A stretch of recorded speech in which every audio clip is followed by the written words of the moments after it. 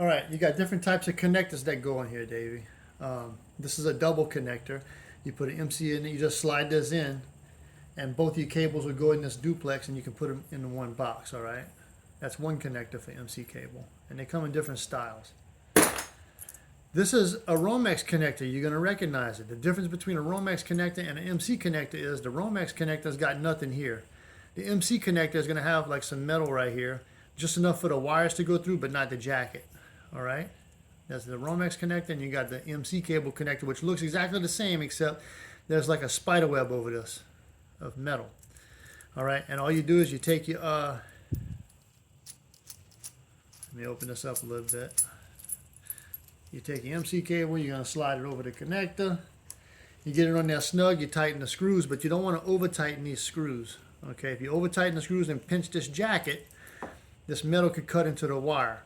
So you don't want to over tighten it. That's the reason for the red head, because if you over tighten this and the metal jacket gets in your wire when you turn it on, it's going to go boom on you. So you want this insulator in there. You want to get this on. Trying to do some more. Get it on there.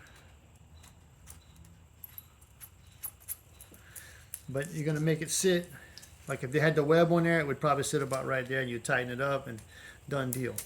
Now, let's say you ain't got a nice pretty little roto split like this. What you can do is, you can take your wire and you can kind of just bend it, kind of pop it out, all right? And then you can rotate it backwards and make it look like this. You filming that? Mm-hmm. And you can take your little dikes and you can cut it, right? So you cut it off, but then you're gonna have to get your pliers and you're gonna have to bring it back to shape. Okay? Want to bring it back to shape like that, so that you can get your red head on there, same way you did before with the other cutter. You want to be real careful not to leave a pointed edge right here that can stab your wire. Okay? Just want to flatten this out a little better than what I did. Okay, about right there. Anyway, that's the MC cable. The most important thing to remember is this edge right here. You got to have the red head on there to insulate the metal from the wire.